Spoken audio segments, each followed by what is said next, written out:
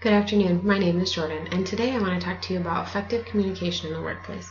Communication is one of the top 5 problems that we see in the workplace today, and I want to talk to you a little bit about 2 of the major different types of communication, what they consist of, how we can use them, how we use them now can be a problem, how we can best use them to solve our communication problems in the workplace.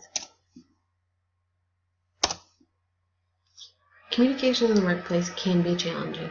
It can be hard to talk to your coworkers about a problem that you're having, or it can be hard to talk to your coworkers about an issue that you need their help on because you just don't know how to do it, or you don't know how to do it effectively, or you're missing a step. So that can be hard. It can be very hard to talk to your coworkers about stuff like that.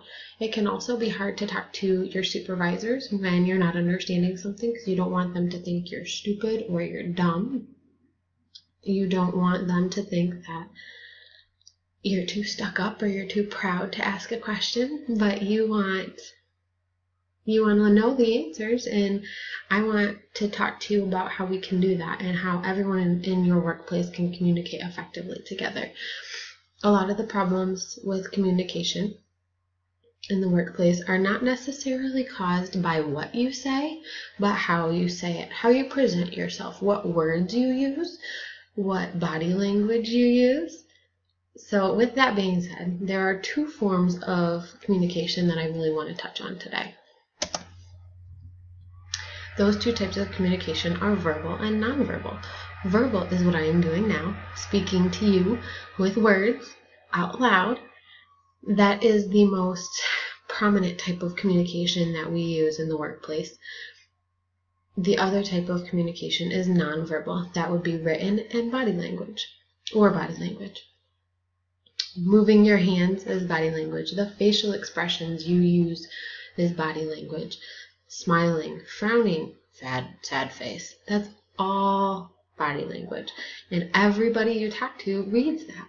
And they all make an assumption based on that body language, or based on those written words that they're reading in an email or in your communicator app while you're sitting in your office. Your coworkers down the hall in the other office, you guys are talking about the same assignment, same problem you guys are having. You're just chatting away with each other, so you don't have to walk down to their office. Those are all forms of nonverbal communication. They can be very effective if used properly and not abused. Some problems that we can see with these 2 types of communication is while using verbal communication, we can become short with each other if we don't have time, or if we're frustrated, if we're stressed out, if we're tired, or if they keep asking the same questions day 1, day 2, day 3, day 4, day 100. They ask you the same questions day in and day out. We can become very short with each other, and that's very ineffective. And we want to make sure that when you do talk to each other, you take 2 minutes. 2 minutes of your time. Talk to them, give them what they need, communicate with them. If it means typing up a reminder of how a process is, that's great communication. But if you're short with them and you don't want to listen to them, that is not helpful. That becomes ineffective communication. If you don't give them enough information, that can become a problem. Again, if you're rushed for time, or you just don't care about what they need or what they want, or you want to get to the meeting, or you want to go home and you just don't give them the right information. You don't give them enough information so they can do the job effectively. That becomes a problem because they think that they have all the information, when at the end of the day, they're missing a huge chunk of information that was very important. And either A, you forgot, or B, you just didn't want to give it to them because you didn't feel you needed to. That's ineffective communication. Something else that I see as a problem with communication is not using your manners, not being polite. People today forget those please and thank yous and your welcomes. They've assumed that we don't need to use them anymore because we're adults and we're in the professional world. Well, you know what? Those are great forms of communication because they make everyone feel welcome and they make everyone happy. So make sure that you're not being too direct or stern. Make sure you're using your manners and you're being polite.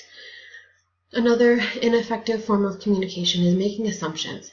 If you make an assumption that everyone knows what you're talking about, using big words or talking about, the cell down the street that you're trying to work with, or whatever you're doing, please make sure that you're not making assumptions. Be clear. Give all the information.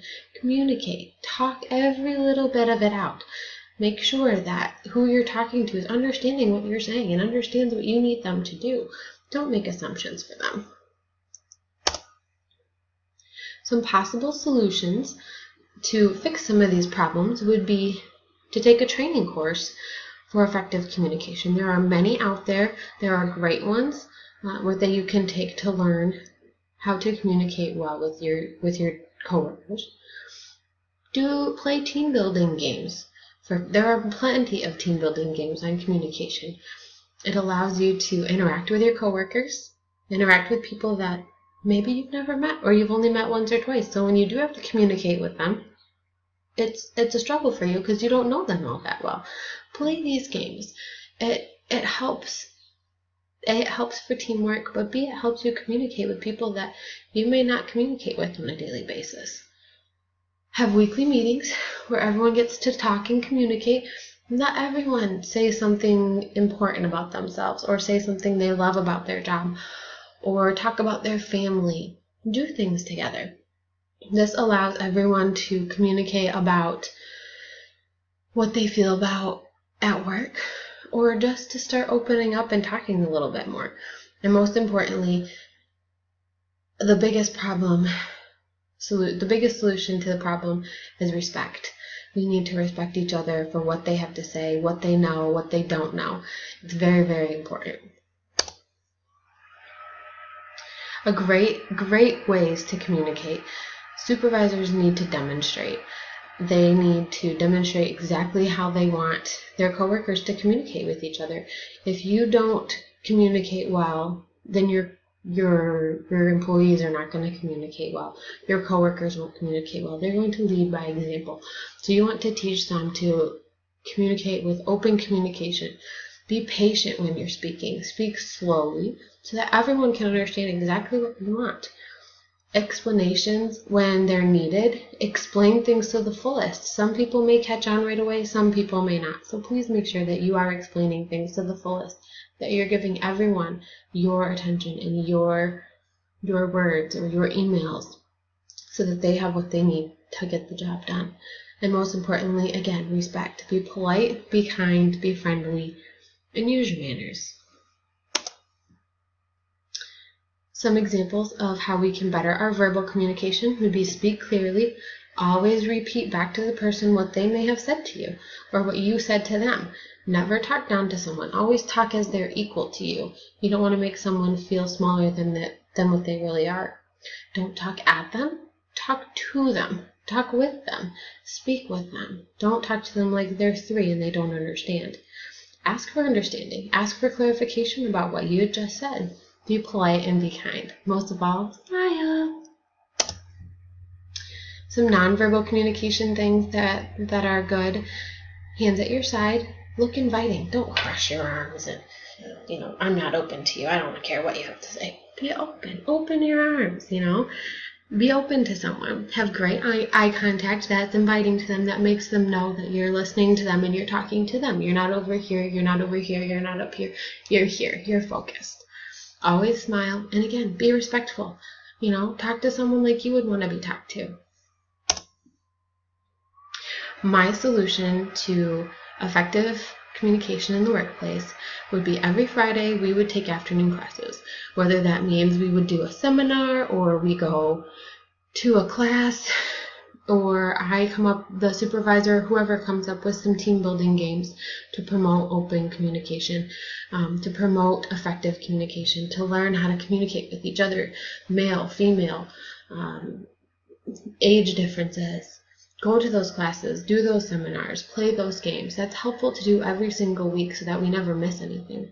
Promote open communication and also promote positivity, kindness, and fun. But most of all, be respectful and let's have effective communication.